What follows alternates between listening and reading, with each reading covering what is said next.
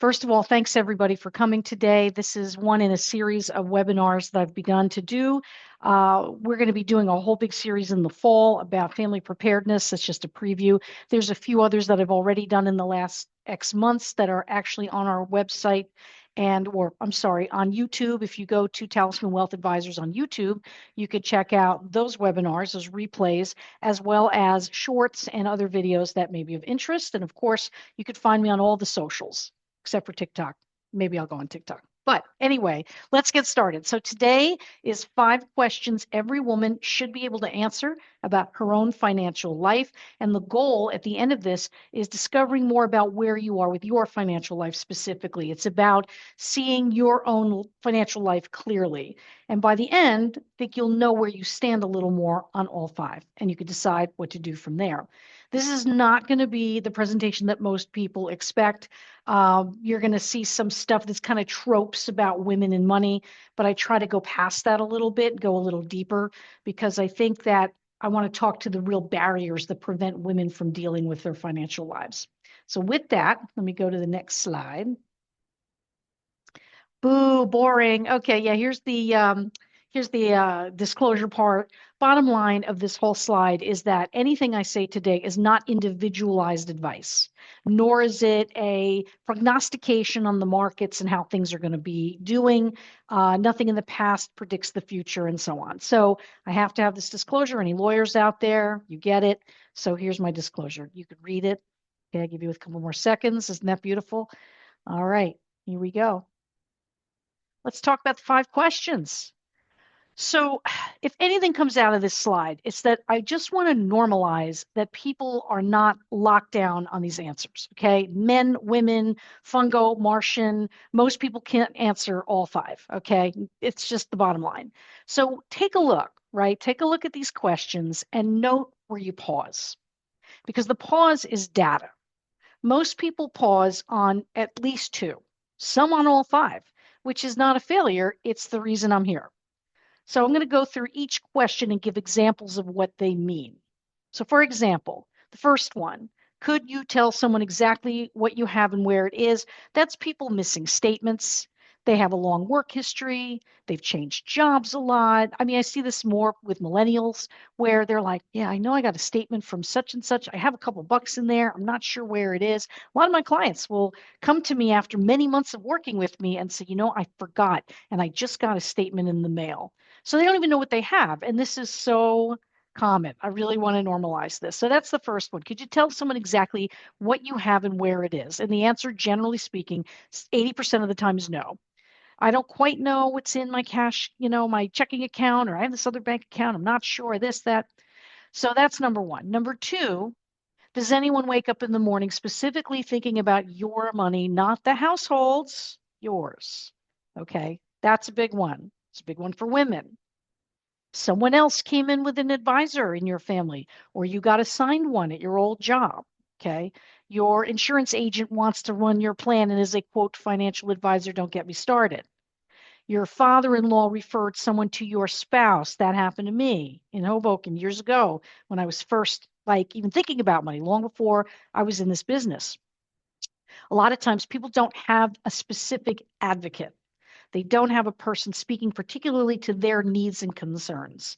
And what I find a lot is when somebody's coupled, somebody's in a relationship, there's usually a dominant money partner and a not as dominant money partner. And the not as dominant money partner, more often than not, is the woman in the relationship and doesn't really voice much. They don't weigh in. So generally, I will go through an exercise with a couple and I'll say, okay, Susie, you're quiet. I know that the quiet ones have a lot of opinions. I want to hear what you have to say because I want to surface what she needs in addition to what the family needs. And we're going to get more into that.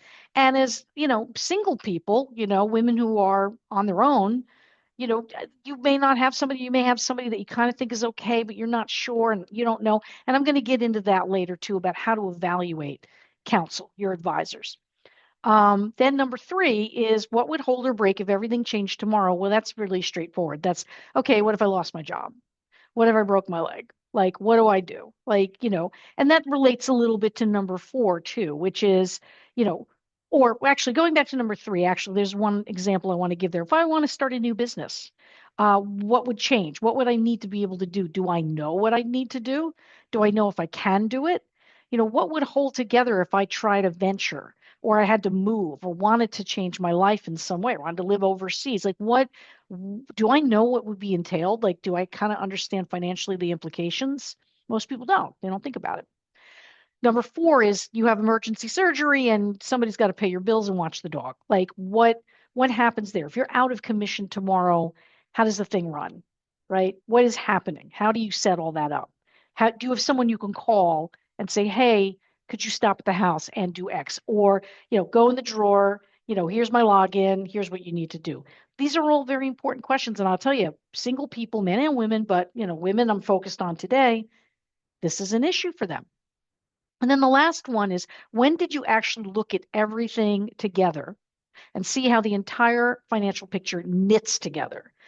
What I typically see is people zoning in on a particular account and they'll say, "Oh, my 401k is doing great." And I'll look at it, I'll be like, "Yeah, well, you're in screamers. I mean, it's like 90% equity. Yeah, the markets have been fantastic." And I'm doing crummy in this other old account. Well, maybe the asset allocation is wrong. Maybe you don't have a clear purpose for the account. So you're kind of in a mishmash or a hodgepodge of stuff. Or maybe, pieces of what you're doing are making sense, but not as a whole, or you're not sure. I mean, there's a lot of I'm not sure. So that's question five. So look at these questions and think, all right, what of the things that she just said kind of resonates?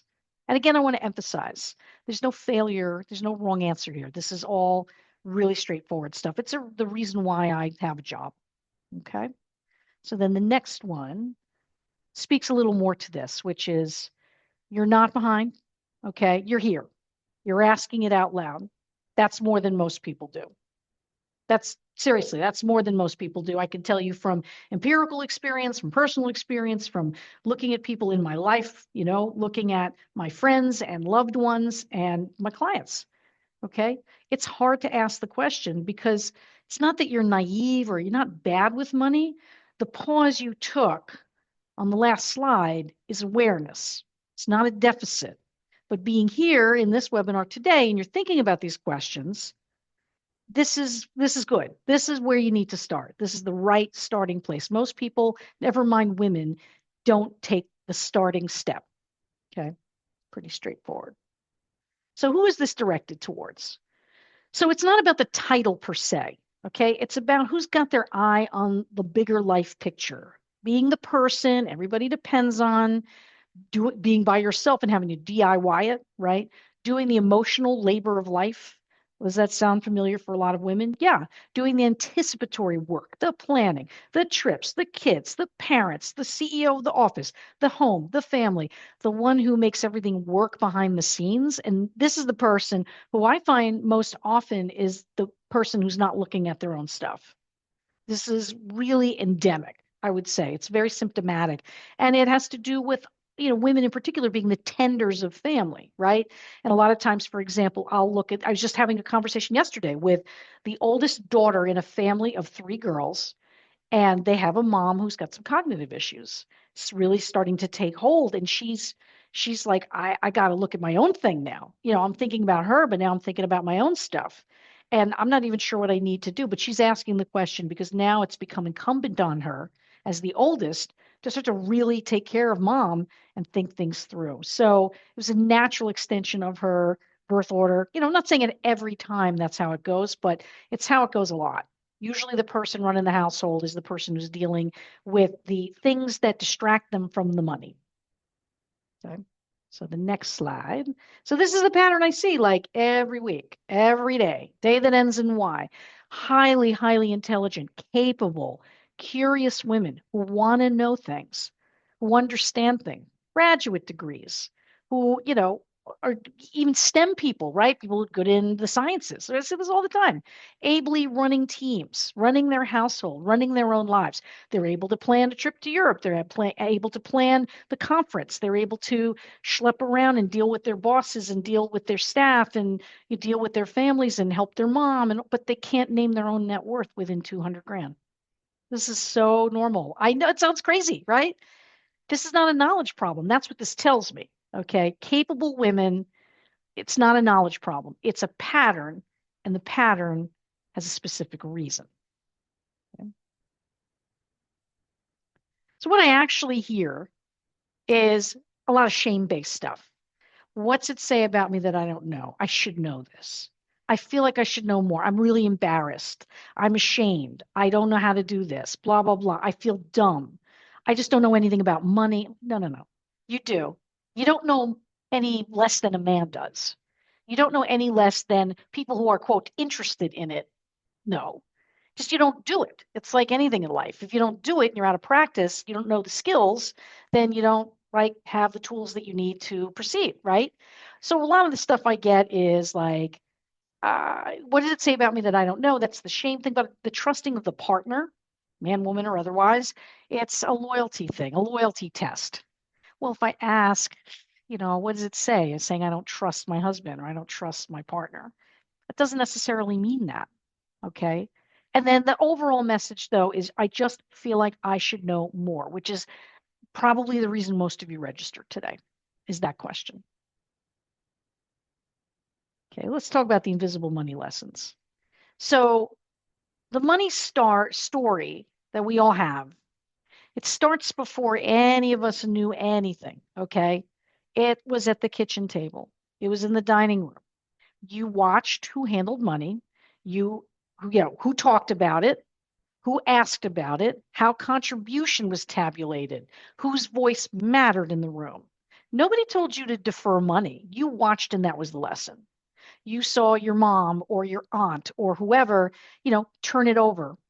And I've got an anecdote coming up about this, which is really important to this whole story. Like when I was growing up, well, my mother was absent for a period, but my stepmom didn't deal with the money at all. My father did all the money stuff. And it wasn't like because he was a terrible guy or anything like that. It's just it was normalized. I mean, ladies, remember, we've only been able to get mortgages that were not co-signed by a man over the last 50 years. I mean, think about that. I think it was like 1974, 52 years. That's not very long.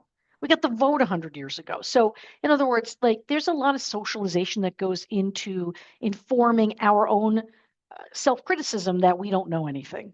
Well, nobody set us up to know anything. There was no modeling. There was no example.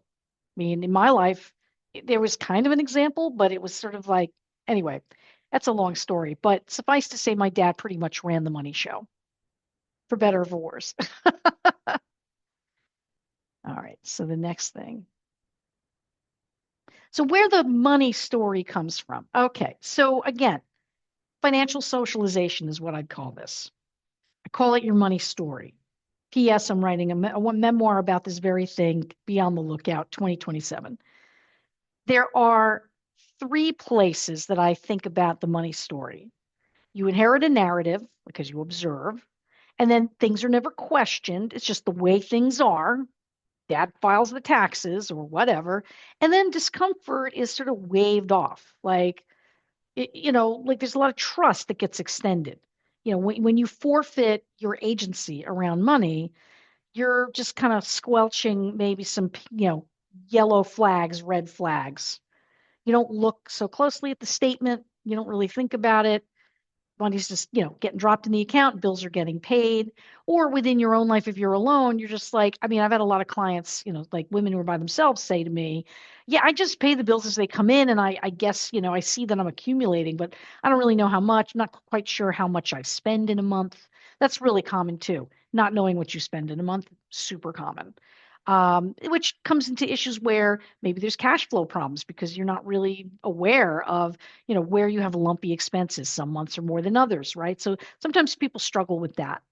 And there's discomfort around having to look more closely and you sort of explain it away. It's fine. It's fine.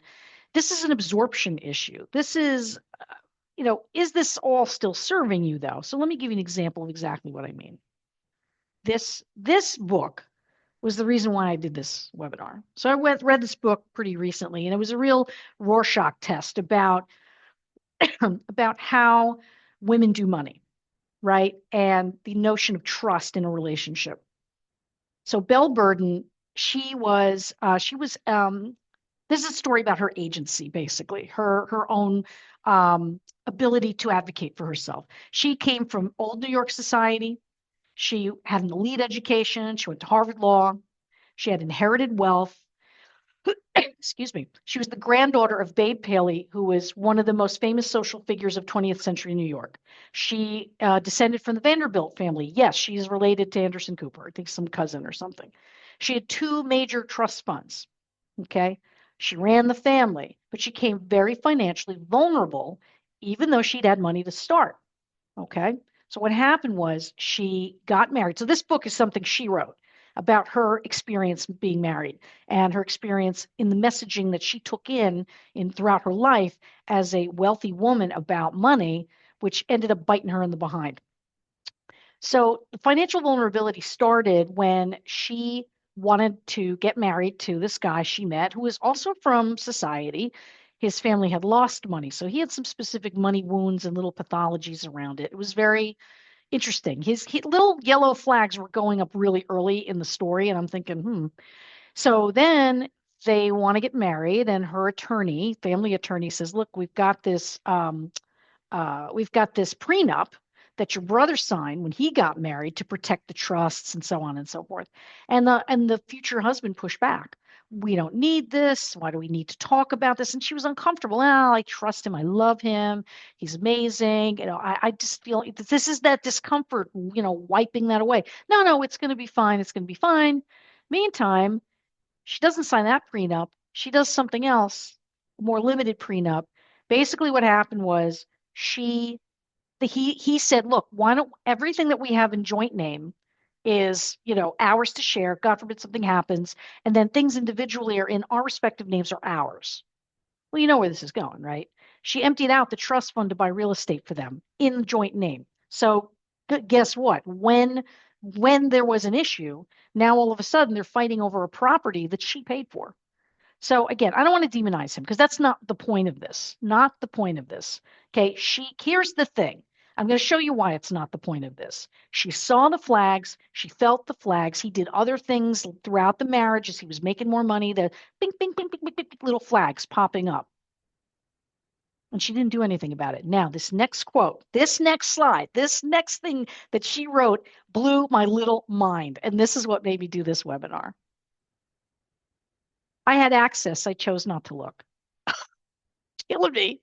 And I read it. I remember reading that and yelling out loud. I'm like, "Oh no," because again, it's not about demonizing a partner who is financially oppressive. Okay. Now, there is financial abuse. Absolutely, that happens. That does happen. I'm not going to minimize that. Okay. That's another, it's real. That's very real, and I've seen it. But in this case, she came to the party with money. She had lawyers at her disposal. Okay. She had access to help of all kinds, and she chose not to look. Meantime, he started accumulating cars and started a wine cellar and bought himself watches and then said, "Hey, please rationalize for me these credit card charges for the kids." Meantime, she's running the household. She gave up her career, and that was devalued because he was the one, quote, making the money. So let's assume the most charitable interpretation of events. Her husband went through a radical midlife identity shift. He felt stifled and obligated. And instead of fixing life, he sought to replace his life. So that's basically what happened. He walked out during COVID. So limited processing of conflict, money wounds from his childhood. Okay, fine. Let's have lots of empathy for that. There was entitlement around the money he made because, of course, a lot of times the invisible labor of being at home and running a household is devalued. Okay. But then this, not "I didn't know," not "he hid it." She had access. She just didn't look at it. That's the most honest thing a woman can say about her own money. Almost everyone has said it at some scale. "I know it was there. I didn't look." That's huge, huge, huge thing. Okay. That is the 5 questions in a nutshell, is looking. Okay. We're going to get more into the looking. So why don't women look? Well, shame avoidance. I said that earlier. Women feel that they should know this stuff already. So not knowing feels embarrassing. Looking means confronting that gap. So they avoid looking altogether. The shame isn't about the money. It's about the imagined judgment for not having it handled. P.S. No judgment here. I just don't. And any advisor or or person who's designed to help you has you feeling, judged, they're out. Like there's plenty of great people out there who are here to help who will not make you feel judged or embarrassed. Oh, you don't do that? That's no. That is unhelpful. Conflict aversion is a big one too. Looking more closely, so in the case of Belle, and we'll get to her, looking more closely can surface some disquieting truths with a partner or with a family. And how many here have dealt with family money matters? It's, oh God, I don't want to have to deal with my brother. I don't want to deal with my parents, or even just themselves. I don't want to have to deal with the reality that I might have to make changes in my life to get what I say that I want because I'm comfortable where I am. But if you don't look, you don't have to have the hard conversation with yourself or face a decision that you've been putting off. Avoidance feels safer than friction. That's the key. And then lack of modeling. And I mentioned this earlier. Many women never saw a woman in their life actively run her own financial life. So without a real example of what doing this well looks like, it stays abstract. It's intimidating. And you can't easily picture yourself doing something you've never watched anyone do. Okay. Then there's social conditioning. So women have been subtly taught that money management isn't their domain, or it isn't interesting, or it's someone else's job. That conditioning doesn't just magically go away when they're single. It just runs in the background. And then it keeps the finances low on the priority list. Empirically, I also find that I am often not competing with other advisors. This is a huge one. I am competing with a woman's time and attention, her deprioritization for all the reasons above. None of these things are about capability. Every one of these things is a barrier to looking, not a barrier to understanding. Again, woman's time and attention. I can't tell you how many times I deal with clients who are like, yeah, no, I know I got to do that. I just haven't gotten to it yet. There's nobody else involved. It's just them. Yeah, I got to do my estate planning. So what I do is I keep being a little alarm clock, a reminder in a gentle way, in a kind way, and say, I get it. Let's break this down one bite at a time. How to eat a mountain, one bite at a time, to help them move through their aversion and avoidance and their shame and their embarrassment and their lack of clarity and the lack of wanting to confront oneself. See, now, listen, normalize it. It's one bite at a time. We can do this. That's really, really important to be successful with your own financial lives. Okay. So why did Belle not look? Okay. It wasn't ignorance. It really wasn't. It was a story that made not looking feel sensible. She adored her husband. She found him exciting and attractive and accomplished. And, even after they broke up, she would write about how she'd see him and she'd get that thrill and then would remember, oh God, this is really over because he left her. She didn't leave him despite his behaviors, right? I think she would have tried to work it out, but he made a very clear decision and that was it. It wasn't ignorance. It wasn't weakness. Life looked good, right? Because she's like, oh, I got this amazing apartment. My kids are in private school. If it looks fine, what does it say that I need to know more? Like, why do I need to probe? That's the story. That's not reality. She saw her mother and her other women in her family bury money discussions. They never talked about it. Meantime, her father was a major spendthrift. That's the irony. So a lot of the fortune was spent. So underneath of it all, she was afraid of like, what am I going to find? I don't really want to have this discussion with him. I understand he's vulnerable, wounded, whatever rationalization she came up with. I have what I need. The kids, everything's getting paid for. So what? I've got to report in about the spending. He's right.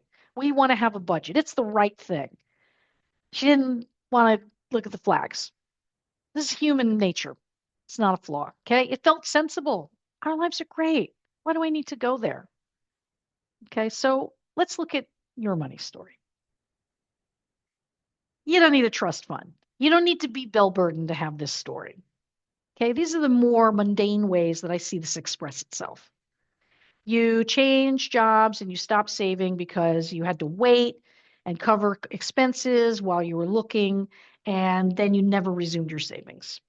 Or there was some event or something important you needed to put away money for, and then once that thing was fulfilled, then you stopped because for whatever reason. Here's one, the accountant, his name. So I see this a lot. So I have clients who are a couple, they're just powerful. They're great. They have a great relationship, 3 kids. It's great. I noticed in doing their planning, I was like, wow, got a lot of money in this single name account here in his name. Is there a reason why? Humana, humana, humana, humana. Like it wasn't conflicted. It's just, it never occurred to them how vulnerable they could be around that. I said, well, how would she get access if something happens? You don't even have a transfer of death on it. And then what happens if she needs to call the bank? Or they're like, wow, so, and they weren't Belle Burden. They didn't have trust funds. They worked for a living and saved, nothing glamorous here.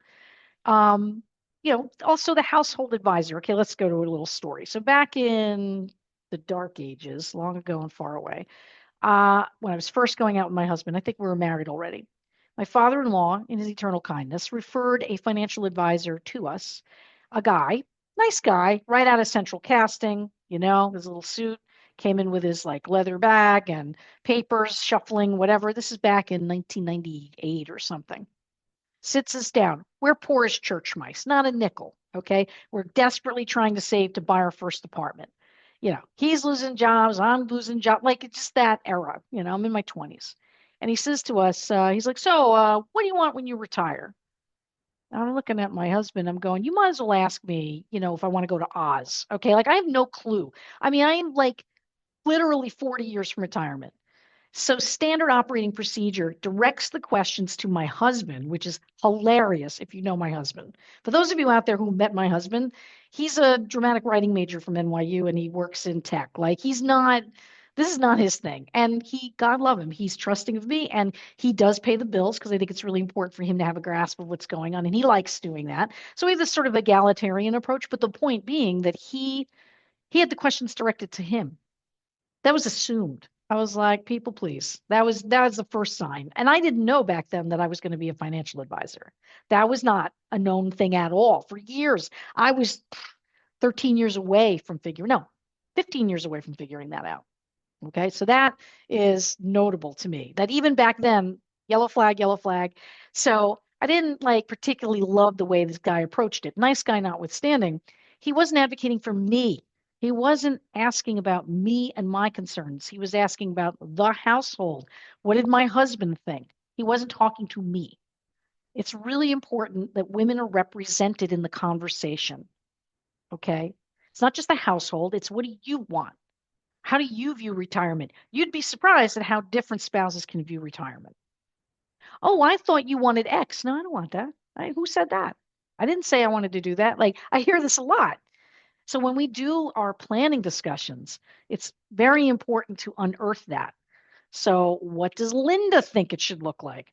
What does Frank think it should look like? And knit the two together. That's really important. Women are totally underrepresented in these conversations, and they're more passive about it. They're like, well, because of the shame and all the things I said before, there's a lot of shame and embarrassment, and I shouldn't do this. And trust me, this is not good. That's some big money story I see a lot. The income you can name, the net worth you can't. I know what I make. I don't know what I spend every month. I don't know what I'm worth. One of the first things we do when we present financial plans is, here's your net worth. This is what you're quote worth, quote unquote. Not as a person, but just as an account, an accounting of your money situation. And people like to know, this is how much debt, this is your assets, this is your liquid assets, this is your house, this is that. People are always surprised. Almost always. Not always, almost always. They're like, wow, I didn't know that, for better or for worse. Because then that becomes a bridge point to having the next series of discussions about, okay, you see what we're working with here. This is how this all plays out. What do you want to do next? That's the conversation. So not knowing your net worth, again, not surprising, very common. That's part of your money story. I don't really even know what I have. I don't know what I have. I don't know what I don't have. Financial risks are still in the margins, meaning I have placed myself in the corner and deprioritized what I want and what my concerns are. Not just what I want, but what my concerns are. Where do I feel the risk? What my sense of risk is may be different than my partner's.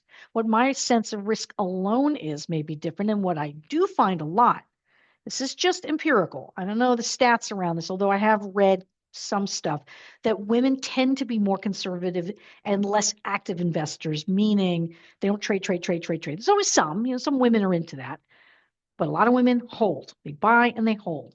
And they tend to have more conservative portfolios than men because they're more thoughtful about risk. And I think it's tied to some of the things I talked about women running households. They feel the implications. They feel it.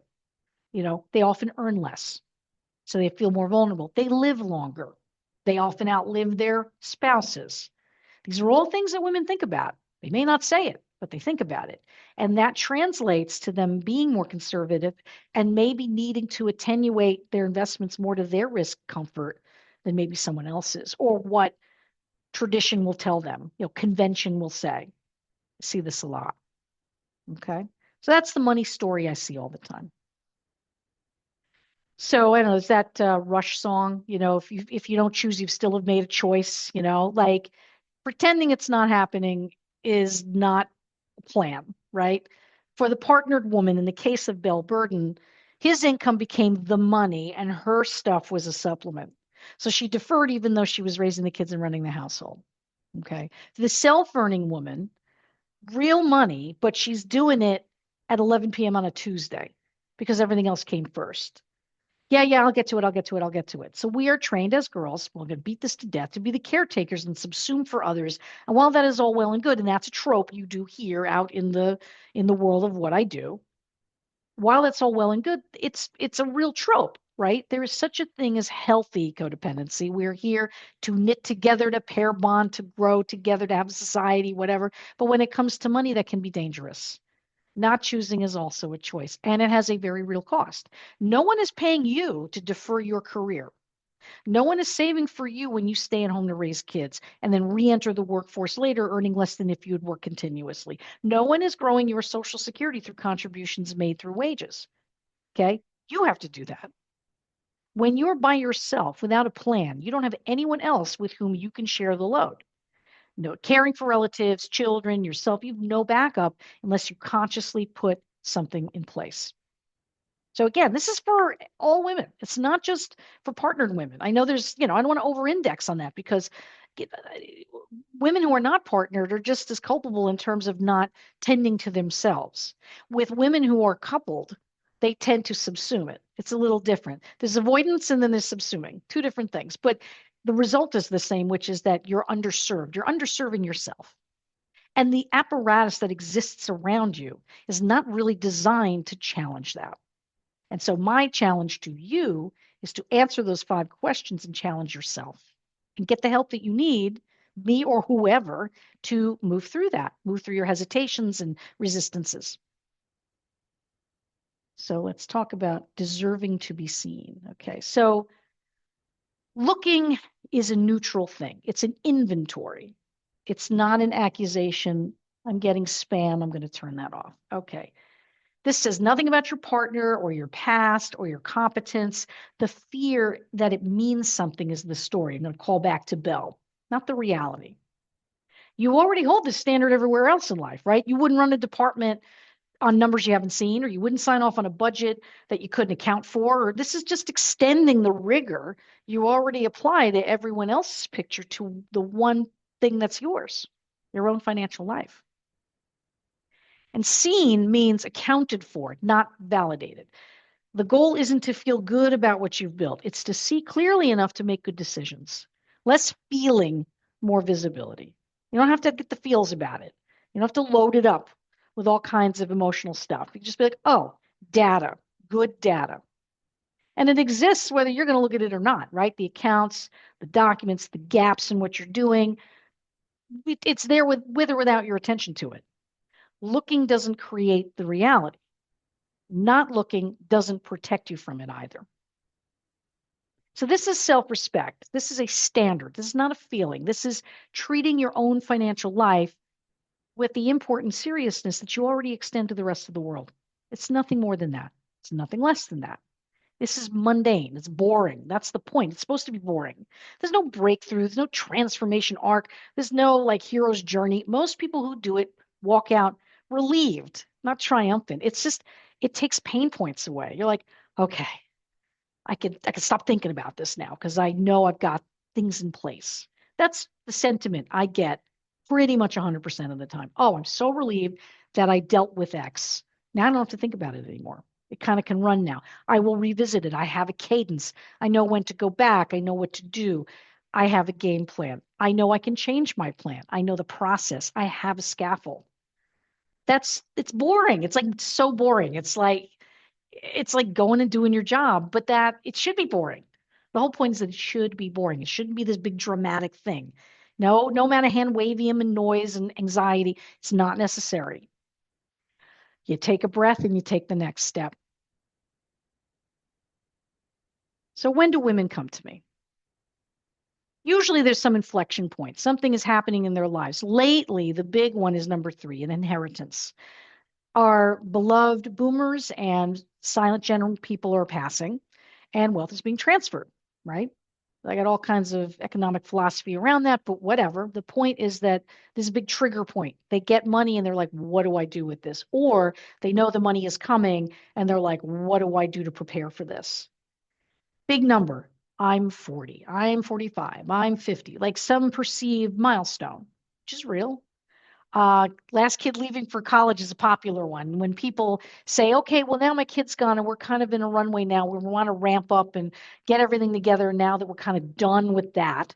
That's a huge thing for a lot of families. And I openly applaud when people say, hey, we're done with college. I'm like, ah, it's huge for people. It's like a massive undertaking. So once that's done, that will be often a very big trigger for people to come talk to us.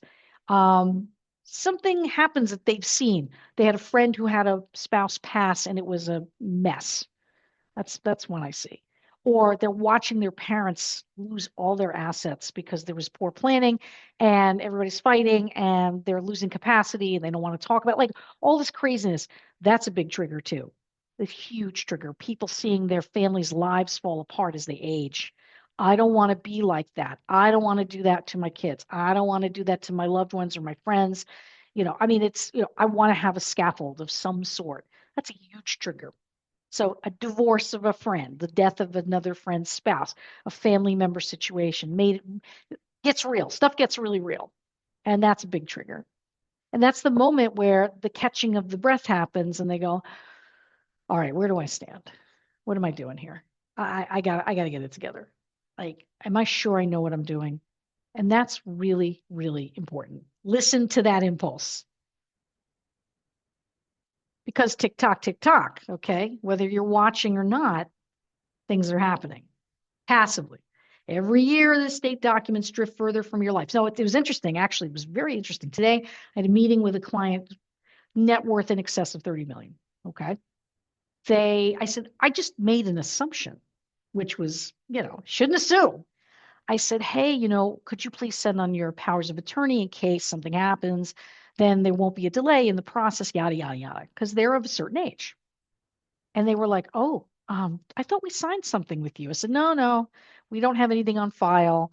Oh, we haven't looked at this in 15 years. I was like, 15. I said, I'm glad I brought this up. I said, yeah, we know we need to do it. I'm like, you have extended family now. You have more wealth now. I said, you may need to put things in trusts. You have exposure from a federal tax and state tax standpoint, perhaps inheritance tax. Like there's stuff that they're going to have to deal with at their level. And they were like blasé, but they knew it was important.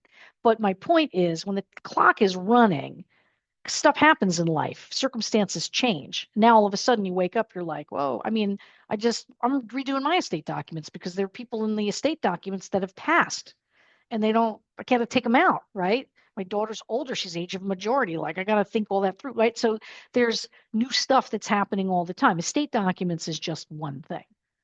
The more the time goes on, the more it drifts along, the more inaccurate it becomes over time.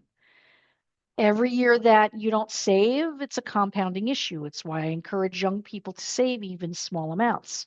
It helps them build good habits, and it also doesn't compel them to have to get frantic about it when they're at a certain age. Okay, the longer you wait, the higher probability that things become emergencies. And that's really the point of this slide, is to say most gaps are usually very manageable. They're rarely emergencies, honestly. But the longer you wait, the higher probability that becomes an emergency. So it's not just the saying an ounce of prevention. It's basically saying do it now so it doesn't hurt more later. Lost compounding, unreviewed positions, hours of delay and having to go back and revisit things. That's what makes it harder. Okay. So to get really specific though, let's talk about what the gaps actually look like. So this is really common. These are the things I see the most. Concentrated equity risk. You get a stock plan through your job, single stock position. It just ferments and grows and grows and grows, especially when the markets are good. And now it's become this like tumor on the side of your portfolio. It's this huge thing that now you got tax stuff embedded in it. It's like you don't know what to do with it. Now you've assumed greater degree of risk. This is the one big position nobody's reviewed in years. Beneficiary designations. Are they accurate? You were young, you put your parents on as beneficiaries. Now you are partnered, or you have kids, or you have friends. Your parents are gone, whatever. Those have to change. Those all have to get updated. The estate document thing. Okay. Planning asymmetry. I want to focus on this one for a minute, where you have different pieces. And I find women do take on service providers. Yes, I have an accountant. Yes, I have a lawyer.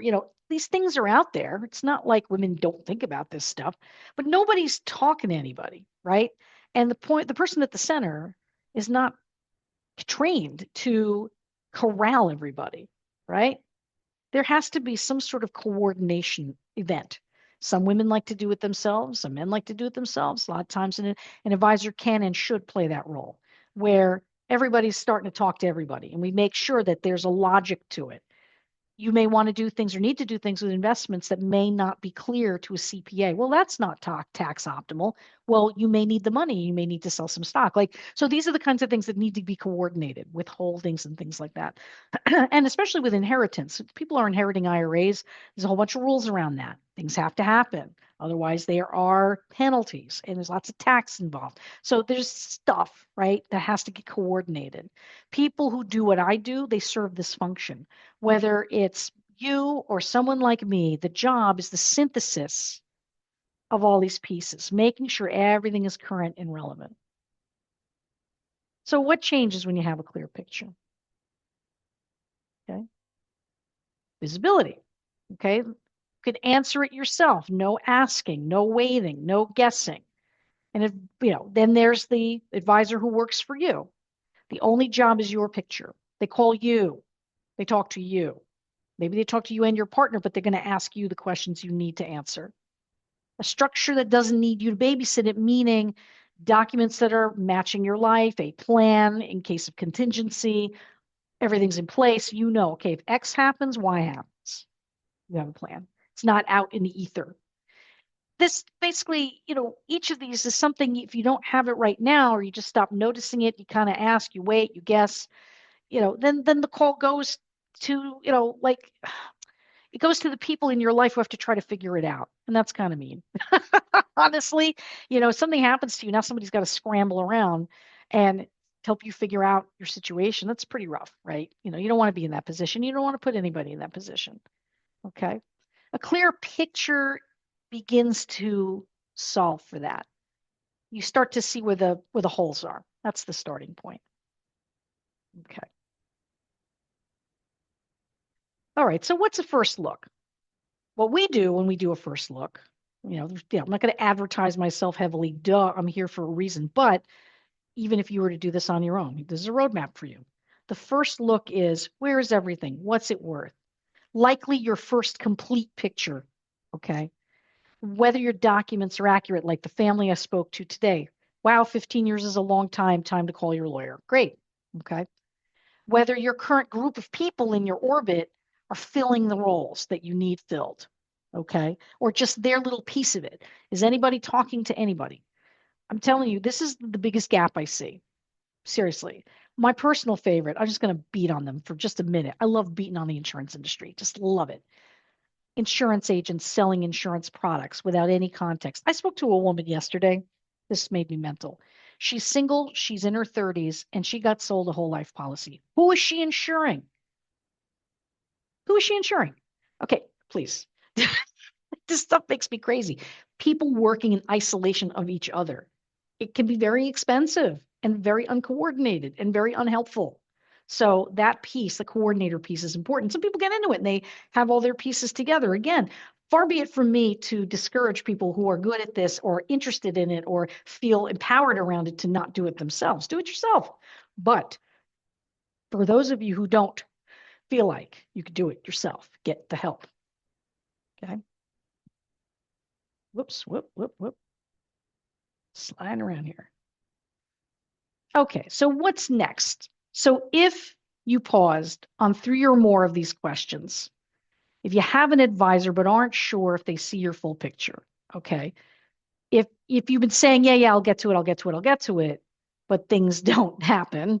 I mean, how many of us can say that I'll get to it, I'll get to it, and it doesn't happen? The next step is just a conversation, first with yourself, with me, another person.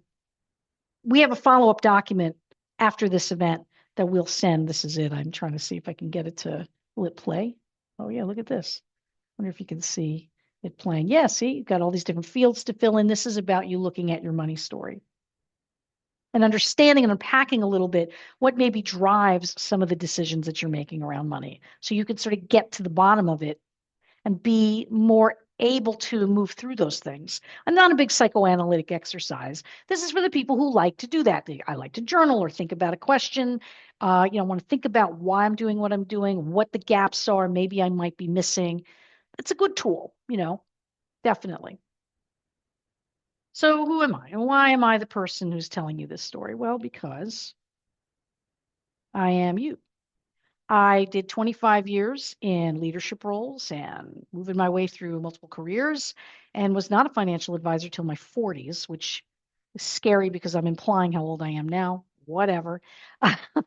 So I've been doing this for a while. So, I'm in my 50s. But the point being is that in my early 40s, I just realized and looked over my shoulder and I thought, man, I've been kind of in the money for a long time. I just didn't name it.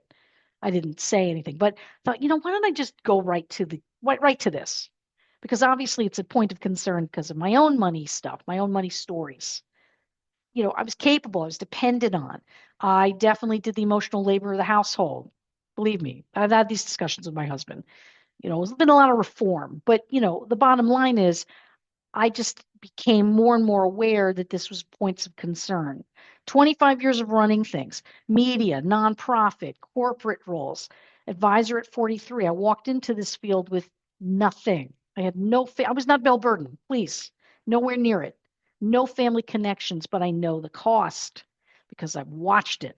I've watched family members struggle. I grew up poverty adjacent.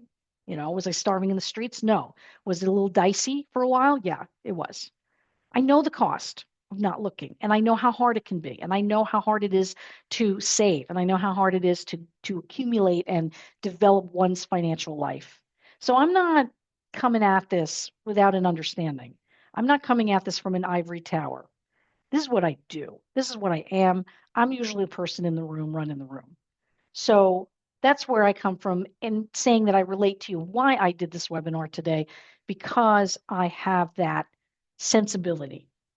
I really relate to my clients more than they may think. And I think that's unique in this space. When I went into this space, and it still is the case, 10 men to every woman in the space. And again, a lot of great guys. I love my partner. I partnered with a guy. He's the best. Seriously, he's an amazing human being. But sometimes you need different perspectives. A lot of the people who are in this business come from money. So they don't understand what it's like to be a woman earning less than men and having to accumulate, grow, develop themselves, and understand that, there may be issues around money and not, I don't want to be patronizing to anybody because I've seen that too in this world. It's okay, little lady, I'll help you. No, no, absolutely not. That is a non-starter. So that's why I feel I had something to say to you today that was potentially useful. Okay. All right, let's go to questions. Let's see what I've got. So I had a few. Let's see. We have anything going on here? All right. Okay. Oh, here's one. My husband has always handled our investments, and honestly, he's good at it. What am I actually missing by not being more involved? Yeah, this isn't about whether he's good at it. It's about whether the plan survives either of you not being there. Right now, it's maybe here. So just to make sure everybody's on the same page. Do you know what's going on? How many widows we talk to, unfortunately, who are like, I don't know, Ralph did everything. Okay, that's so common. It's not good for you, right? It also leaves you vulnerable. You could be preyed upon, frankly. I mean, I think it's important for you to be empowered and understand what's going on in case something happens. And just also to know that there's no surprises, I mean, I'll tell you, I'll give you an inside baseball story. When my grandmother started to have dementia, she actually was somebody who ran the money in the household because my grandfather, unfortunately, was an alcoholic post-war. A lot of these guys came back pretty banged up. And so she was the hand on the tiller. But when she started to have dementia, she couldn't really question what my grandfather was doing. And there was nothing she could have done, but we got involved and we found out that he spent all their money. So all the money that was supposed to be used for her care was spent on lotto tickets. Okay. So I'm just saying things can happen. I'm not saying it's going to happen to you. I'm not saying that that's a normal story. But what I'm saying is, I've seen situations with husbands who want to do the right thing, or spouses, partners want to do the right thing, but maybe don't do money so great themselves. A client with a gambling issue. It happens. It's important to just keep your hand on the tiller along with your partner, just so you know what's happening. That's all. So you could feel assured that there is a plan and that you are part of that plan. And again, I assign no malice, I assign no intention. You got a lot of loving families where that the money thing just hasn't gelled. That's all, you know. So if you were at a commission tomorrow, does this work without you? And the answer is rarely no, he's bad. It's no, because it all depends on one person. That's a structural gap. All right, here's another question. Well, my income is all over the place. Big year, lean year, a lot of bonus. Every plan I've seen assumes a steady paycheck. Oh, does this even apply to me? Look, if you've got unstable income, it applies even more, right? Because the standard plan is built for a straight trajectory. And if your life is not a straight trajectory, uneven income has to be accounted for. And that's exactly the thing structure is for. It's exactly where generic conversations fail, right? The variability isn't the problem. Building around a paycheck you don't have actually is the problem. That's what I would say to that. I'm 58. Oh, congratulations. You're older than me. Great. I'm 58. I've ignored this for years. Is it too late for this to even be worth it? Okay. New glasses needed. Okay. Well, like too late for what exactly? Like the question is never, did I miss the perfect start? It's what's the best decision available from here, right? Most of what I see at 58 is manageable. The delay was the cost, right? So starting now is what stops the meter from running. It's an opportunity. So no, it's not. The answer is it's not too late. You may not like what you hear, it's not about that, but you have agency. This whole seminar is about agency. That's what this whole thing is about. How do you take agency over your financial life? Okay. Oh, okay. Yeah, I get this one a lot. This might be a weird question. Do I even have enough for this to be worth a financial advisor's time? I don't have a trust fund. Like I said, I didn't have one either. So there you go. You and I have something in common. It's not a weird question. It's pretty common, and almost nobody knows exactly where the line is. So they assume that it's higher than it is. So if you were to do a first look for free on your own, that don't have to pay anything for that. A first look with me is not a function of how big the accounts are. It's a function of whether anyone has ever looked at the whole thing at once. Okay. And I answer the shame directly here. It's okay. Because worst case scenario, if I'm not a good fit, there are other avenues, or you could find someone you're comfortable, feel safe talking to about this, and they can maybe guide you. Maybe somebody who does have an advisor who you trust. If you don't want to, open the cloak and show somebody that, then there's no harm in calling me, right? So my point is that I don't know unless I see, and there are solutions for people who do need advice but really don't have the assets to work with someone like me. Plus, different advisors have different models. I have a couple of different models of how people can work with me. All right, let's see. Oh, we got 5 minutes left. Perfect. I got a few more questions here. I've got a big chunk of my net worth in a company stock. Part of me knows I should diversify. Part of me doesn't want to sell. What would you do? Okay, well, as I said in the beginning, I can't tell you exactly what to do with it, but I'll give you a way to think about it, a framework. Okay, the question isn't, will it keep going up? It's a question of how much of my actual life am I betting on one outcome that I don't control? Like how much do you want to give into that? So a useful test would be if you didn't already own it, would you buy that much of it fresh today? If not, then that's a conversation about tax and timing and what the position is actually funding. Like, is it helping you, pay for something? These are all the kinds of things you need to look at. But the point is that to have agency, and the theme of this whole thing is about agency. Why would you give up so much to one thing? Bet your life on SpaceX, right? Which is going crazy. It's going to go crazy for a little while longer. Then we'll see how it really shakes out. But like, am I going to bet the farm on SpaceX? I don't think so. It could be a great stock, great company. You could be invested in great companies. There is such a thing as too much of a good thing. Concentration will be impacted by things as business cycle, competition, tax risk of other sorts. So I can't tell you whether that particular stock you're holding should be sold, but that's the framework. Got to really look at it through a couple different lenses. One of which, the most important of which I think, is how much risk are you willing to undertake and make a bet on a single company? Oh, I love this question. Yes, this is a great question. How do I actually know whether my advisor is good or not? He seems fine, but I don't really have anything to compare it to. Chef's kiss question. Love this question. Few honest tests, okay? Does he know what you're actually trying to build or just what's in the accounts? When's the last time he asked you something that wasn't about risk tolerance? Okay. Does he look at the whole picture, the documents, the accounts he doesn't manage, or just his piece of it? And he seems fine, often just means I've got nothing to compare it to, like you said, which is worth noticing. Like, take a note on that. A good advisor holds up fine to those questions. If yours does, then that's great. It's real peace of mind. You should keep him. What I will say, though, is people come out of meetings like this and they say, gosh, this is great. My advisor never said this stuff to me. I wish he would have said this stuff to me. I don't know why he does. And then they go back to the advisor and tell the advisor what they need. Dude, I'm just going to say, if you have to go school your advisor on what it is they need to be doing from you, they really should be exited stage left, honestly, because you're not here to teach your advisor how to do their job. Now, if there's something you need from them that they didn't know, hey, you know what? I didn't mention to you that I'm trying to buy a car. I want to add that as a goal. That's different. What I'm saying is fundamentally, the advisor's job is to take an umbrella view of your whole picture and figure out how the pieces connect and ask questions accordingly. Understand more of you and what's under the hood. Understand what you're worried about, your concerns, your risk, your goals, your vision. That's what they should be looking at. If they're not asking these questions, see ya.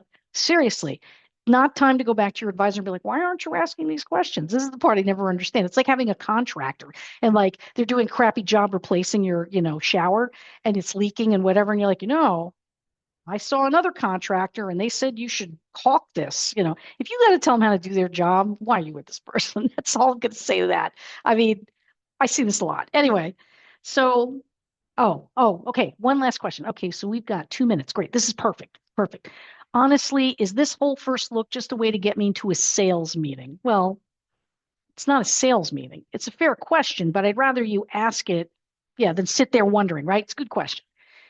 If it's one conversation where we look at what you actually have, plenty of people do it, realize they're in decent shape. We never need to speak again. Sayonara, best of luck.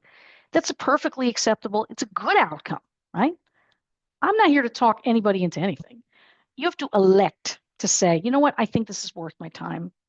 I'd rather you leave with a clear picture than leave as a client. Now, obviously, would love clients, but it has to be a fit too.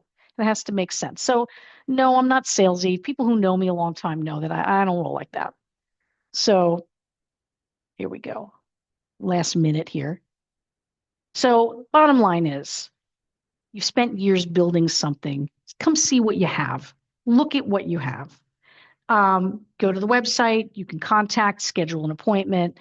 You'll see me on the socials. If this is your first hour with me and you just want to getting to know you, like the old song, that's great. Stay in touch. Comment, watch. Let me know. Give me feedback, things that you would like to hear about. And I would love to give that to you because I'm here to give information first. You'll know if you need me. You'll know if you want to talk to me. I'm highly confident of that because, again, you're intelligent enough to know these things. I have total faith in people's ability to discern what they need for their financial lives if they are just willing to take the first look. So with that, I thank you so much for your time. I really appreciate you being here today. And yeah, I think that let me stop sharing and Then we're going to see me. So thanks a lot. It was great. I always love doing these. And again, there'll be some collateral coming out to you about your money story. Happy to answer any questions. We'll be delighted to speak with you further and see you on the socials. Take care. Bye-bye. I'm Jennifer Kirby from Talisman Wealth Advisors, and I'm here to provide insight and guidance on money matters that matter most to you.